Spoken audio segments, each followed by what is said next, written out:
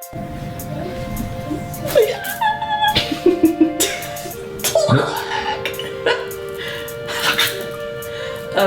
I have to be animated because that's how I was in class most of the time. Hi, it's been almost 5 years. You graduated in 2010. No, it's been 5.5 years since you graduated, and probably a little bit less than that, maybe 5 years since I've seen you. So, and you're off in Germany. Oh my God, I'm so jealous. And your brother tells me you don't like it, which is sad because, or that you don't like it much. Sad because Germany's a beautiful place and the food is amazing. The beer is really good, and well, the language I guess is difficult. So yeah, so there's the language aspect of it. Anyway, so hi, it's Miss Storey. Okay, so you were in my junior English class, and you and Max Henderson were in my junior English class, because you can't really talk about Psychedelic unless you talk about Max. And I lost track of the amount of times I had to separate you guys. But it was probably like maybe the third or fourth day of class, and oh my God, y'all got me in so much trouble. And you swore it was an accident. And I don't know if it was Max who cut you. We had the whole scissors incident, okay? Oh, let's have, we're gonna make what were we cutting out? Oh, we're cutting some shit, I don't remember. And we're doing a lifeline or whatever shit. And you have this, you're sitting next to Max even though you're not supposed to, because you're this whole time. And somehow these scissors get scraped across the top of your hand, and oh my God, you've got to still have that scar. There was blood everywhere, and I'm thinking to myself, okay, what am I gonna do? And I have to call the nurse, and I send you down to the nurse. You have to have stitches. Jesus. I can't believe you had to have fucking stitches on the third day of my class. And I have to file a report, and it's just so embarrassing. It's so fucking embarrassing. You were so fucking embarrassing. But that's probably one of my favorite memories. And then you were reading all the time in class, and it took me forever to get you to stop reading and pay attention and do your work. And you did your work. I don't even remember most of the work we had to do. Anyway, that was my favorite memory. I miss the conversations. We had some really cool conversations about religion and about philosophy and different societies and cultures and stuff, and y'all had, just some really cool questions, and we would just, and I know a lot of it was because you just wanted me to go off topic and not really work on what we were supposed to be doing in class, and that was fine with me because I like talking, so. But it was just so cool being able to talk with you guys. That's why I like teaching high school, because, 7th graders or 3-year-olds or 10-year-olds, you can't really conversate, you can't really converse with. You can talk with high school students and really, kind of really make some really interesting points and make some really interesting discoveries. So, and that's what I thought was really cool. So, yeah. Trying to remember, y'all left class a lot. Max, it got to the point where Max couldn't even leave class. I wouldn't even let him leave class. And then trying to separate y'all, trying to keep you on one side of the room and Max on the other side of the room. And one of you would get up and go to sharpen your pencil and then sit down in the wrong seat. It's and y'all kept telling me, just let us sit next to each other, just let us, we won't talk. Yeah, right. So, oh my God.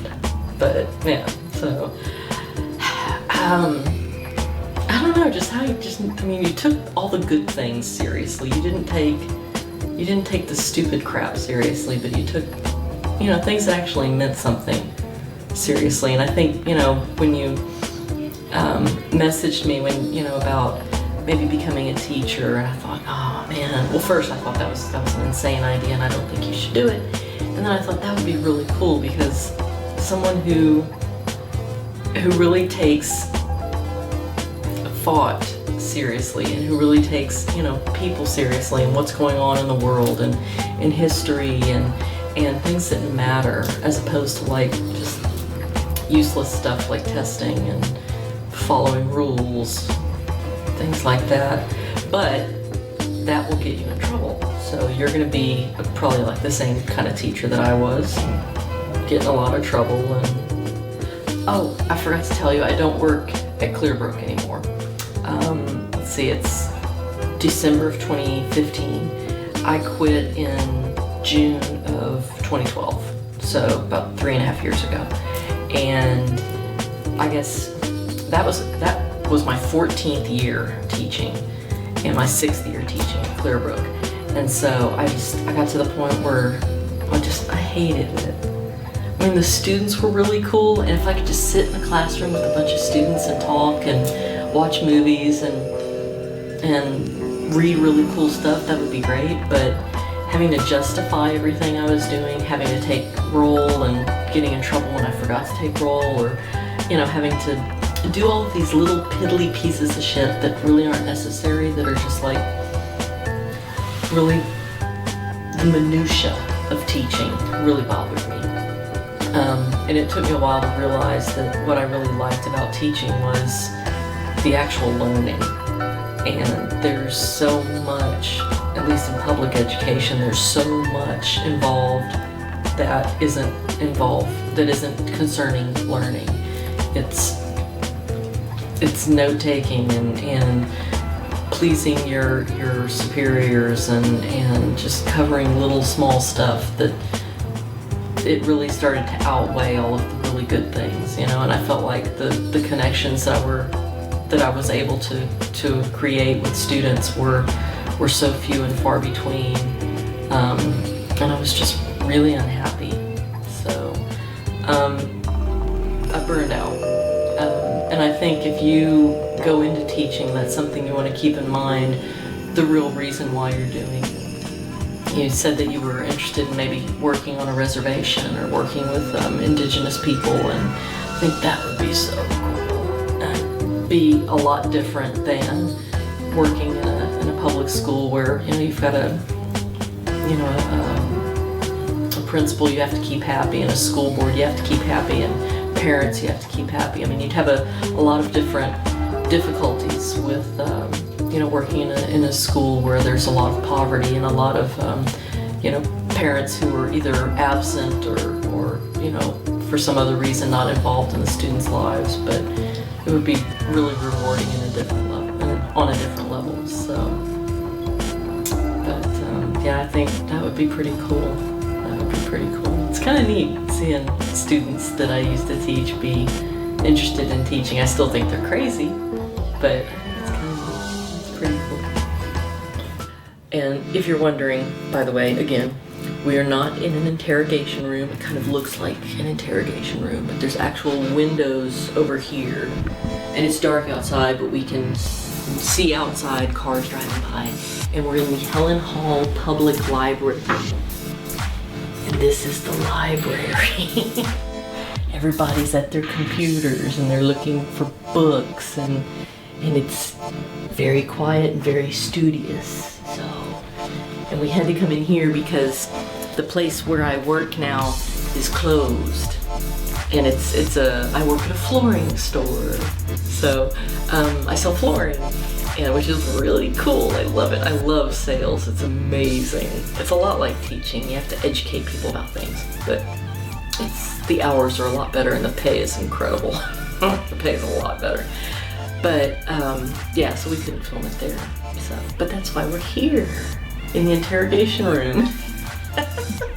Okay, so in closing, I just wanted to say that I know it's kind of a drag being stuck kind of in a place that you don't want to be, or a place that you don't really appreciate yet, but it'll go fast. It'll be over before you know it, and it could be a lot worse. I mean, it's Germany. There's lots of German people instead of other types of people that may not be so friendly, and the language isn't that difficult. It's kind of based on, not based on ours, but we share the same same kind of, English is a Germanic language, so look at it like that, the language isn't that difficult. It's just difficult to spell, and there's all those little dots over things, and very long words, really long words, and you're spitting a lot. I know that's gotta be difficult. But you ought to go skiing. You should go skiing. In fact, you should go skiing. I don't remember the name of the place, but you should go skiing right where, in Bavaria. Bavaria, oh my God, Bavaria is so beautiful. Go skiing right near where Bavaria and Austria meet. And that is, it's a beautiful area, and it's so pretty. But make sure that you know how to ski, because I knew how to ski, and when I went skiing, I had a very serious accident and nearly broke my fucking neck. So it was awful, but it's a beautiful place. So, but yeah, I hope you have a last couple of years or few years or however long you're there. I hope it's not too painful. So I'm just blah, blah, blah, blah, blah, blah. But keep in touch, and yeah, if you have any other questions about education or about books or about philosophy or religion or anything, don't hesitate to ask. So it may take me a while to answer on my phone because I don't get on the computer very much, but I would not mind talking with you again about cool stuff like that.